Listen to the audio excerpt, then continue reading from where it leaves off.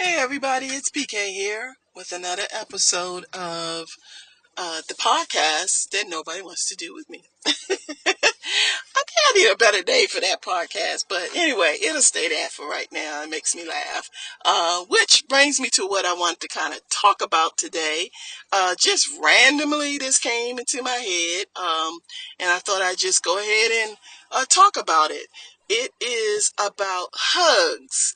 I had read somewhere about you needing hugs. Everyone needs a certain amount of hugs a day, and that kind of really helps you on so many. It's so beneficial, right? It makes you feel loved.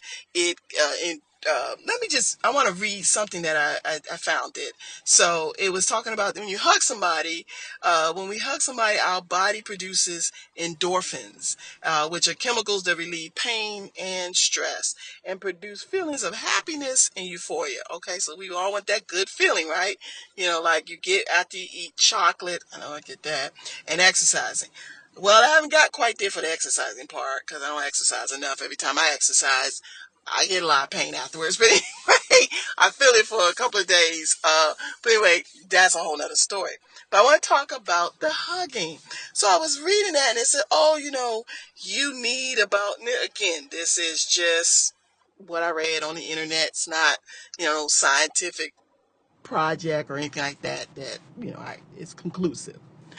But I thought about it, and so I was reading and said, we need 4 hugs a day for survival, and then 8 hugs a day for maintenance, and then 12 hugs a day for growth. This is just some psychotherapist quote. But I had heard the 8 hugs a day for maintenance through my volunteer work as a CASA.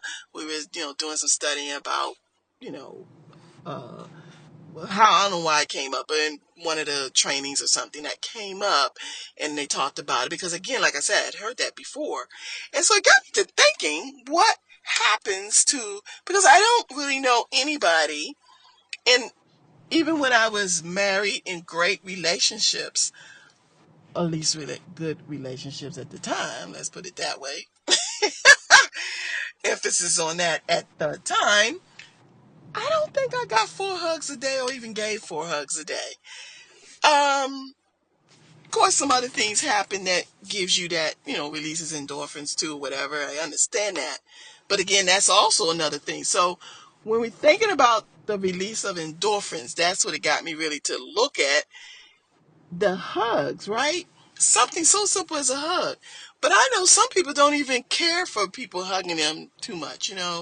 Um, and then also, I'm just going to use myself because let's not even just talk about everybody else. Let's talk about me. And for me, I am kind of isolated right now. I don't see anyone on a daily basis that I would get a hug or give a hug to. So, what can I do to replace the hug? That's what got me to think. Cause I'm like, well, I can't get the hugs, right now. And even if I was probably in a situation, I really don't think people want to hug 4 times, 8 times a day. Really, it's just not, there's nothing that's going to bring that about. So anyway, yes, I'm sure somebody's thinking, well, go ahead and exercise, girl, or eat all the chocolate.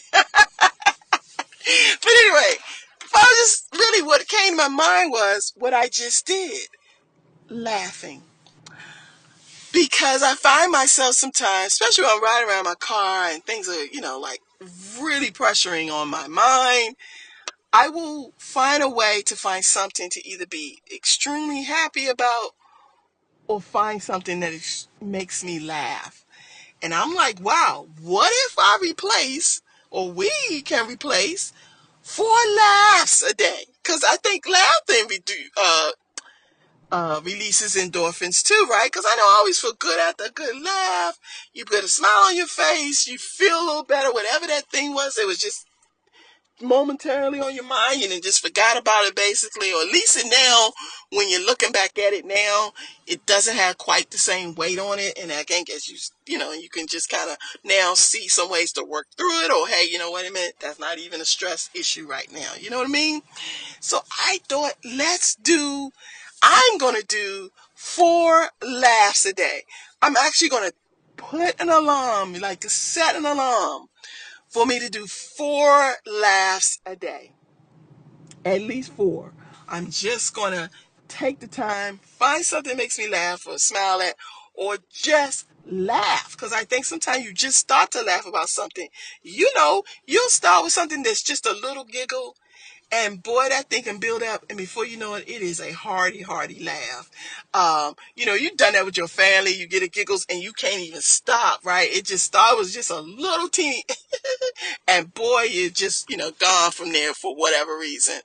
And my uncle, I just want to like shout out to my uncle, rest in peace, Uncle Butchie.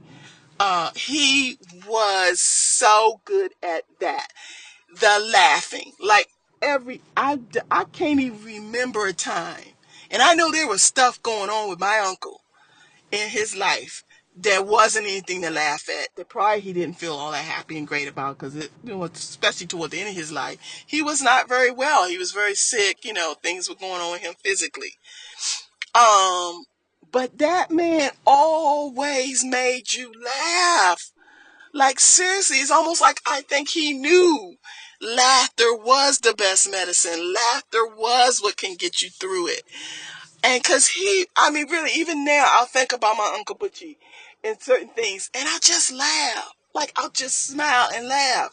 So, Uncle Butchie, you are still making me laugh. You are still bringing joy to my life just in the thinking of you. So, rest in peace, but God bless your soul. God bless your soul, Uncle Butchie, because he just always had a way to make you laugh. He tickled when I was little. My God, he tickled me so much now. I can't even stand to be tickled. I'm telling you the truth.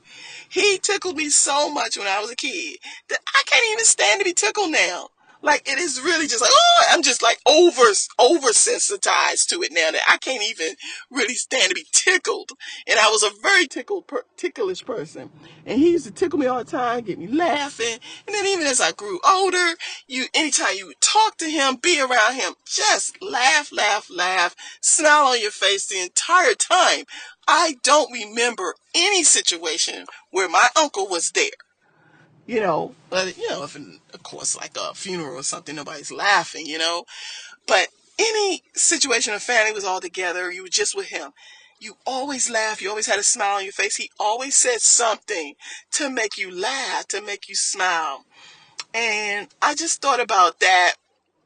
And, like, I'm going to laugh now, and I'm going to smile more and laugh more. I've always been a person to try to, find a positive in things, but I'm gonna find the thing that makes me smile and laugh too now, and I'm gonna purposely do at least 4 big hearty laughs a day, and then I'm gonna come back to you guys and I'm gonna tell y'all.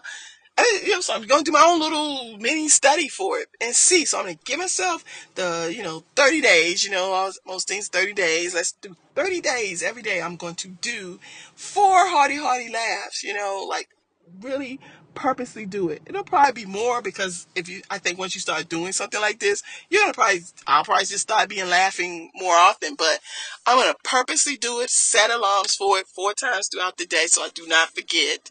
And I'm going to come back after 30 days. I'm going to do another podcast with the results, in it, talking about that or whatever. But it just got me to think, because I got kind of depressed when I read about the hug thing. I was like, well, I'm not in any situation to get 1 hug a day.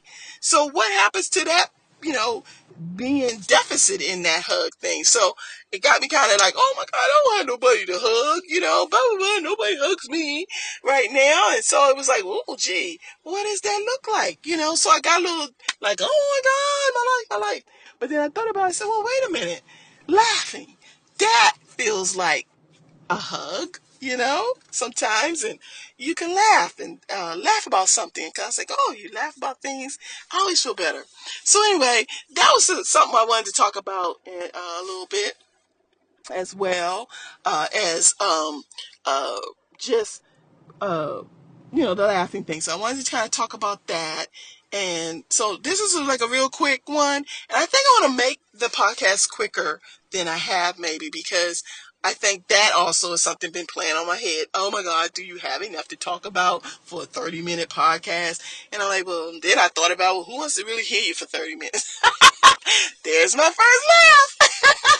Anyway, So we're gonna just kind of like end it with, hey, if that sounds like a really good idea for you and the hug thing really isn't something that you're about, or that you might be like me, single, you're out here by yourself, where are you getting these hugs from for 4 days a week? Just can't go walk around everybody, hey, give me a hug, I want to hug you, So how about we try laughing? And let's all see, do we feel better? Do we feel better that we have all those endorphins being built up and being released every day like that? I think we are. I think I am. So I'm looking forward to it. And so till the next time, guys, I'm out of here, PK. I'm out of here. And that's episode 4, I think, that I'm doing now. And I'll be back for the episode 5, which I don't know what we're going to talk about. But again, it's going to be the podcast that nobody wants to do with me. See you later.